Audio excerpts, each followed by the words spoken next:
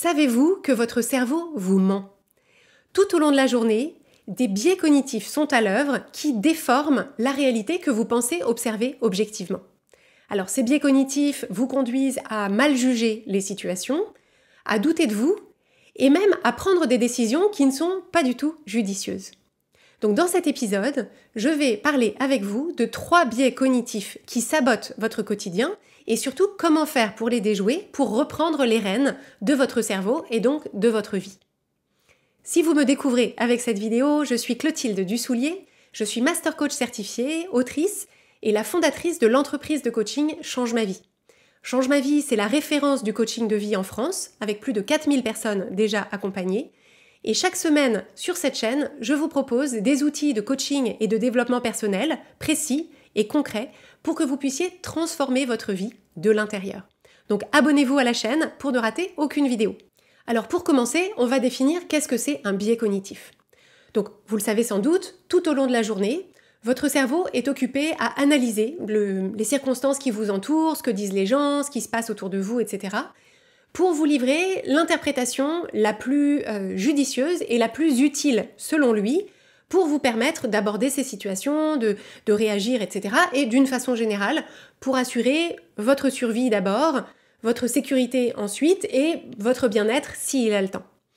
Donc, l'erreur que font la plupart des gens, c'est de penser que cette interprétation que fait leur cerveau, sous la forme de pensées qui sont les pensées qui nous viennent à longueur de journée, eh bien que cette interprétation-là, ça représente la réalité. C'est-à-dire que si je pense que telle personne me manque de respect, c'est qu'elle me manque de respect. Si je pense que ce projet est voué à l'échec, c'est que ce projet est voué à l'échec.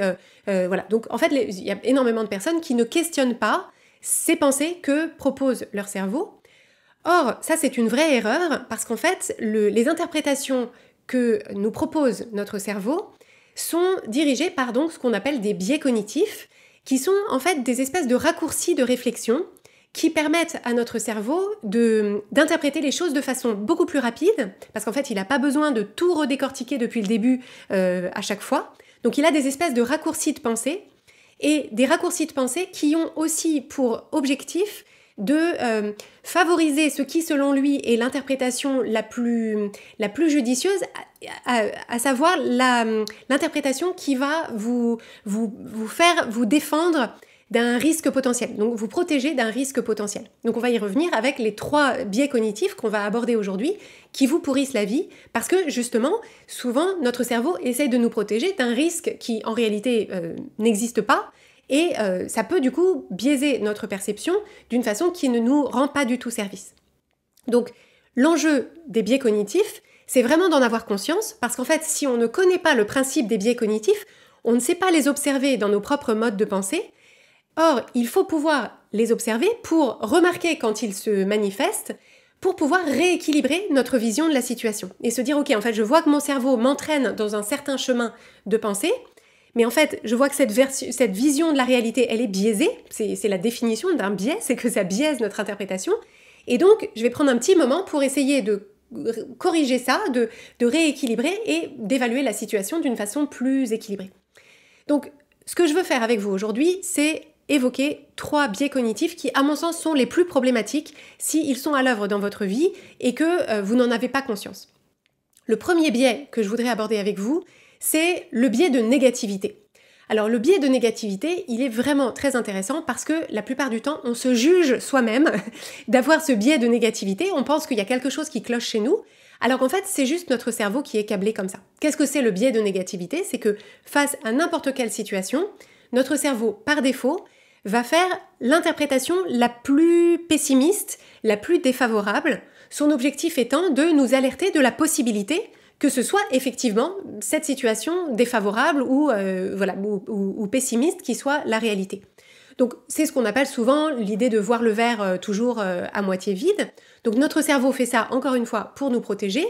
Le problème c'est que ça nous fait avancer dans la vie avec justement un filtre pessimiste sur tout ce qu'on fait Et en fait, si on est pessimiste sur tout ce qu'on fait, si on voit tout en noir, déjà, au quotidien, voilà, notre météo émotionnelle est quand même sacrément impactée. Et ça a tendance, en fait, à nous démobiliser, parce qu'en fait, on se dit toujours, non, mais ça marchera pas, ça, c'est nul, ça s'est mal passé, ça veut dire que ça veut dire que c'est raté. En fait, on ne voit que ce qui va pas, et ça nous empêche déjà d'apprécier ce qui va bien, ce qui fonctionne, etc. Et ça nous empêche de trouver notre confiance en nous, notre élan et notre énergie dans ce qu'on a qui est déjà bien, ce qu'on est qui est déjà bien, ce qu'on a fait qui a déjà fonctionné, ce qu'on a appris, etc. Donc l'idée, c'est vraiment de se dire, c'est comme si on était dans un hypermarché et qu'on avait pris un chariot sur le parking, et une fois qu'on est dans l'hypermarché, on s'aperçoit que le chariot, il dévie à droite. Et donc, si on dévie trop à droite, on va se prendre la tête de gondole avec toutes les chips en promotion. Et donc, si on veut pas aller systématiquement se prendre le truc à droite vers le côté de la négativité, il va falloir très simplement, au quotidien, avoir conscience que ce chariot, il faut perpétuellement le réorienter un petit peu dans l'autre sens pour équilibrer. Donc, on ne parle pas d'avoir une espèce de vision complètement, pleine on ne parle pas de se mentir à soi-même pour imaginer que tout va toujours bien tout le temps, parce que tout ne va toujours pas bien tout le temps. On cherche simplement à rééquilibrer. Et donc, la pratique à adopter pour recabler pas exactement recabler, mais compenser ce biais de négativité, c'est à chaque fois que vous vous sentez plombé par quelque chose, à chaque fois que vous vous sentez découragé, à chaque fois que vous avez l'impression que les trucs fonctionnent pas, que ça va pas, qu'il y a rien qui marche, etc. C'est simplement de vous dire, ok, mon biais de négativité est à l'œuvre, la situation est forcément, rien n'est jamais tout blanc ni tout noir, on est dans un niveau de gris quelque part, et donc vous proposez explicitement de faire une liste de tout ce qui va bien, de tout ce qui est bien, de tout ce qui est une chance, de tout ce qui peut vous donner de l'espoir, de tout ce qui peut laisser imaginer une suite plus favorable de cette situation, etc. Et vraiment bien comprendre qu'au moment où vous allez faire ça, votre cerveau va résister toutes ses forces. C'est par définition, parce que lui, il est là, non mais attends. Et donc l'enjeu, c'est vraiment de vous dire, ok, tu m'as rempli, tu m'as pré-rempli toute la colonne des trucs qui vont pas. Donc j'entends, et c'est possible qu'il y ait du vrai là-dedans, mais laisse-moi quand même remplir toute la colonne de l'autre côté. Et au début, vous allez avoir l'impression qu'il faut un peu vous forcer. Et puis l'enjeu, au fur et à mesure, ça va être que vous allez devenir de plus en plus fort ou forte pour remplir cette colonne. Et surtout, l'enjeu, c'est ensuite, dans le déroulement de la situation, de pouvoir voir l'écho en vous disant « Ah oui, tiens, je m'étais dit que ça, c'était quand même bien, que ça pourrait quand même... peut-être que ça, ce serait pas un problème, peut-être que ça irait mieux, etc. » Et de vous dire « Ah oui, tiens, ça, je l'avais mis dans la colonne des trucs plus positifs. Et effectivement, j'avais raison de l'identifier comme une issue plus positive, parce que c'est ça qui s'est effectivement passé. » Et donc ça, c'est effectivement la boucle de renforcement de ce rééquilibrage. Et surtout, ce dont vous allez vous apercevoir, c'est que ce rééquilibrage, en fait, il a un impact sur votre énergie et votre disposition émotionnelle, et que quand vous voyez une situation, non pas avec votre biais de négativité, mais une sorte de vision plus équilibrée, voire essayer de pencher un petit peu vers l'optimisme et le courage et la mobilisation, etc., eh bien, vous avez beaucoup plus de chances de favoriser par vos actions et l'énergie que vous apportez aux situations, vous avez beaucoup plus de chances de favoriser l'issue positive que vous avez commencé à dessiner dans la colonne de gauche. Parce que dans mon tableau, je ne sais pas si vous avez remarqué, le caddie et la colonne de droite, c'est le négatif, et le caddie et la colonne de gauche, c'est le positif. N'y voyez pas c'est juste assez dessiné comme ça dans ma tête. Donc ça, c'est le premier biais, le biais de négativité, et comment vous exercer à le déjouer dans votre quotidien. Le deuxième biais que je voudrais évoquer avec vous, parce qu'il vous pourrit la vie, c'est le biais de personnalisation. Alors, le biais de personnalisation, c'est celui qui consiste à interpréter toute situation en lien avec vous. Donc, c'est parfois ce qu'on appelle prendre les choses personnellement, et donc là, il y a l'idée qu'effectivement, qu'on se vexerait, etc. Mais là, plus généralement, le biais de personnalisation, qui est très aigu chez les enfants, d'ailleurs, d'une façon qui paraît complètement irrationnelle pour les adultes, alors qu'en fait, on n'est pas tellement mieux. C'est par exemple, si vous êtes en couple et que vous vivez avec la personne, c'est la personne, vous sentez qu'elle est un peu irritée ou qu'il y a un truc qui va bien, et immédiatement vous vous dites j'ai dû faire ou dire un truc qui va pas. Donc en fait immédiatement vous dites ça doit être ma faute si l'autre personne est irritée. Alors ça marche aussi pour les collègues, pour votre patron, pour votre mère, pour votre meilleur ami. Vous vous dites toujours ça doit être moi qui suis responsable de ça. Le biais de personnalisation conduit aussi à interpréter le comportement des autres d'une autre façon, pas seulement leurs humeurs, mais en lien avec vous et dans leur relation avec vous. Donc ça, c'est l'exemple, par exemple, c'est j'envoie sur une messagerie instantanée un message à quelqu'un, je vois les 2 coches bleues qui montrent que la personne a lu le truc, il se passe 1 jour, 2 jours, 3 jours, j'ai pas de réponse, et je commence à me dire, oh là là, mais la personne veut plus me parler, je l'intéresse pas, je vais poser une question idiote, voilà, elle veut plus être amie avec moi, etc. Et en réalité, il y a de fortes chances pour que la personne, en fait, c'est pas du tout en lien avec ça, c'est que la personne est très occupée cette semaine, qu'il lui est arrivé un pépin, etc. Mais vous avez ce biais de personnalisation qui fait que vous interprétez le comportement des autres personnes, les émotions et les comportements des autres personnes en lien avec vous-même.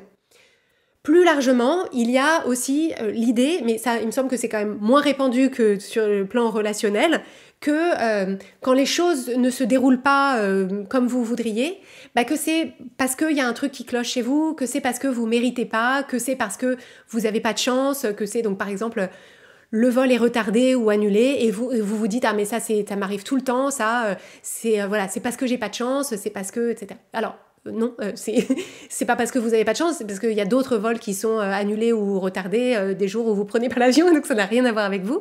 Donc voilà, donc ce biais de personnalisation, le problème que ça crée, c'est que ça crée des espèces de houles émotionnelles qui ne sont pas justifiées parce qu'en fait, évidemment, à chaque fois que vous pensez que c'est en lien avec vous, que vous surinterprétez les choses en lien avec vous, ça vous fait remettre énormément en question ce que vous faites, ça vous fait ruminer, ça vous fait vous poser 1000 questions, alors qu'en réalité, probablement, ça n'a rien à voir avec vous.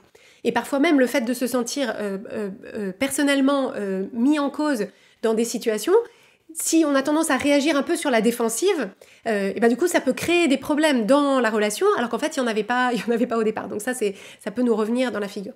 Alors pourquoi est-ce que notre cerveau fait ça ?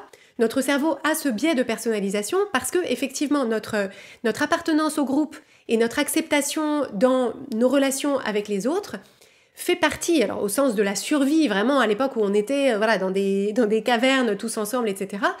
Effectivement, c'est un facteur de survie de faire partie d'un groupe d'appartenance qui nous accepte. Et donc le fait que chaque individu au sein de ce groupe d'appartenance se sente responsable quand il y a quelque chose qui ne va pas ou s'efforce de réparer la relation quand il y a peut-être la suspicion qu'éventuellement il y a quelque chose qui ne va pas, ça engendre des comportements qui sont globalement prosociaux. Ce qu'on appelle des comportements prosociaux, c'est ceux qui favorisent la cohésion de groupe, les comportements collaboratifs, l'attention les uns envers les autres, l'empathie, etc. Donc en fait, fondamentalement, c'est utile, c'est juste que quand c'est excessif et quand on n'a pas de recul dessus, ça peut nous jouer des tours et donner les inconvénients que j'ai évoqués tout à l'heure. Et donc, pour déjouer ce biais cognitif-là, le biais de personnalisation, l'enjeu, c'est pareil, c'est quand vous ressentez que vous avez une culpabilité, que vous vous sentez responsable de quelque chose ou que vous avez une interprétation dans la relation qui est douloureuse parce que vous essayez de deviner ce que pense la personne et vous interprétez son comportement comme étant un rejet de vous, une critique de vous, etc. L'enjeu, c'est de vous dire, ok, quelles sont toutes les autres raisons qui pourrait faire que cette personne-là fait ça ou dit ça ou qu'il se passe ça dans le monde. Et donc, par exemple, pour reprendre l'exemple du message WhatsApp, si c'est une personne dont vous savez que, par exemple, c'est quelqu'un qui a un travail prenant, qui a une famille ou qui peut-être s'occupe d'un parent âgé, etc., c'est de se dire, donc peut-être que c'est parce qu'elle veut plus être mon amie et que ce que j'ai dit c'était idiot, donc ça peut-être, mais peut-être aussi que c'est parce que il ou elle est fatigué, que il ou elle est débordé, que il ou elle a dû en catastrophe aller voir sa mère à Lyon parce que elle est tombée, etc. Voilà, et ne pas en faire, voilà, ne pas supposer que c'est en lien avec vous. Et pareil avec les humeurs des personnes qui sont dans votre maisonnée. Les personnes autour de vous peuvent être de mauvaise humeur ou irritées ou agacées, etc. Et vous pouvez vous dire, ok, qu'est-ce qui peut s'être passé d'autre? C'est peut-être il a reçu un message ou il ou elle a un problème dans son travail ou il ou elle s'est cogné le petit doigt de pied sur le pied du lit, etc. Et ça n'a rien à voir avec moi. Et donc en fait, l'enjeu, c'est de remarquer cette première pensée par défaut qui est « c'est ma faute, ça a quelque chose à voir avec moi », et de se dire « ou pas ». Ou c'est peut-être complètement autre chose, et de développer cette impression de développer ce sentiment de sécurité, de se dire, eh ben en fait, si c'est en lien avec moi, eh ben probablement la personne me le dira.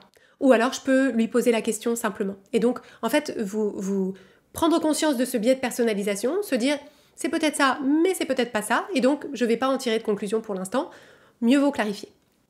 Pareil avec le message WhatsApp, au bout de quelques jours, vous pouvez simplement soit prendre votre téléphone, soit renvoyer un petit mot en disant j'espère que tout va bien, voilà, si tu as 2 minutes pour prendre connaissance de mon message, sinon voilà, j'espère que tout va bien, etc.